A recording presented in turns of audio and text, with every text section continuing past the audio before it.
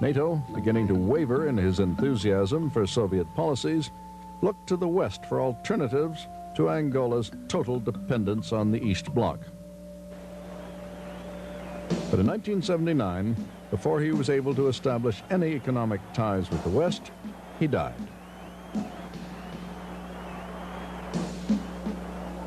Viva o camarada Presidente José Eduardo dos Santos! Viva o camarada Presidente José Eduardo dos Santos! His replacement was Eduardo dos Santos, handpicked by Moscow and educated in the Soviet Union.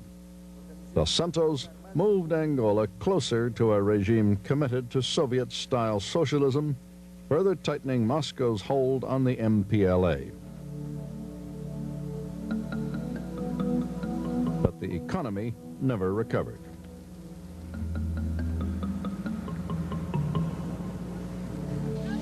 The decayed state of Angolan cities is not just the result of bombardment. The war zone is to the south and east and is mainly rural. The sudden withdrawal of the Portuguese, combined with bureaucratic mismanagement, the lack of investment and neglect, have created a system of economic ruins. Nothing is replaced, nothing is repaired. What money there is goes to arms and services the country cannot sustain.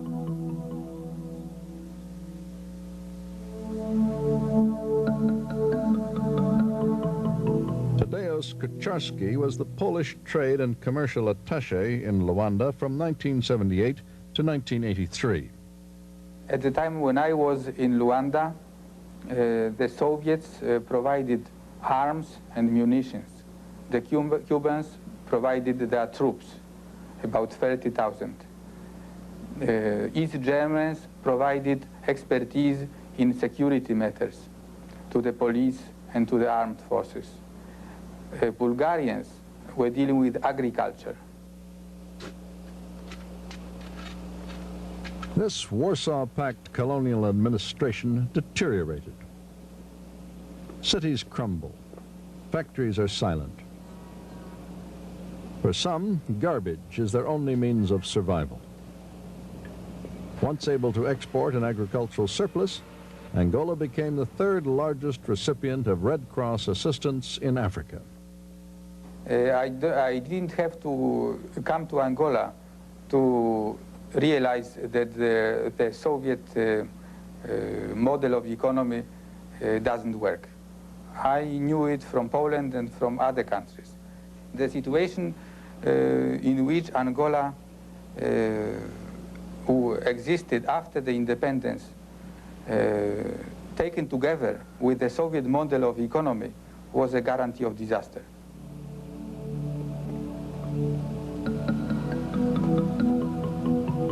Its power based in the larger cities, MPLA policies favor the urban population.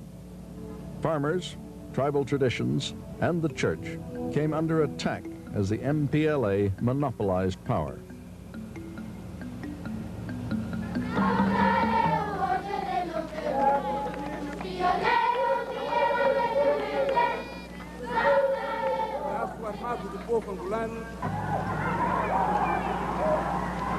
The announcement of UNITA's demise proved premature. Out of range of the enemy, Jonas Savimbi regrouped his forces, building a new army in a renewed civil war.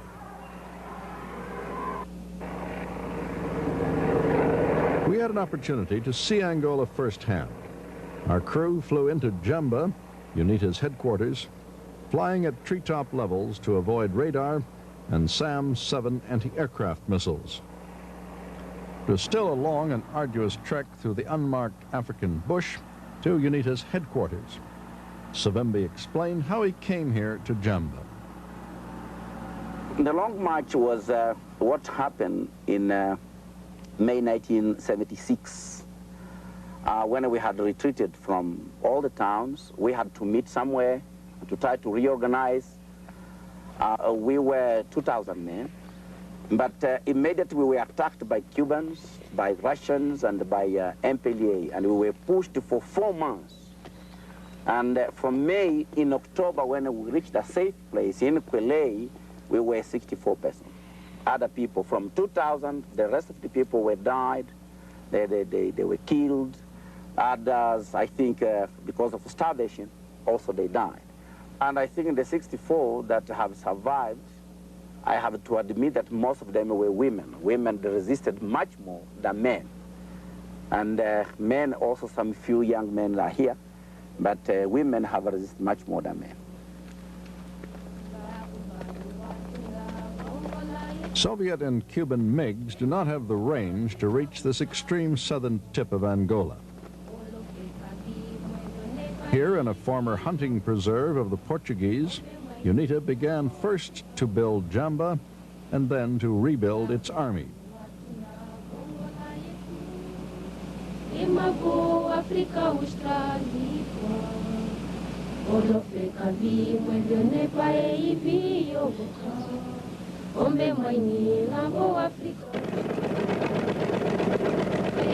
Although built with only the most basic materials, a self-contained society emerged.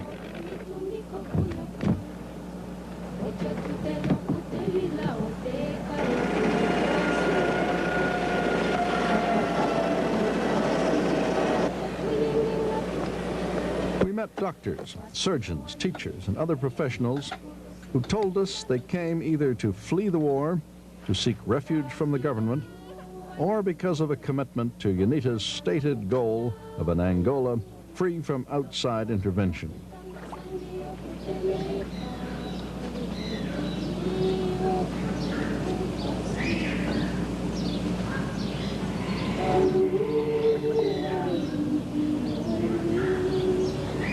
We saw workshops where captured weapons were repaired for reuse.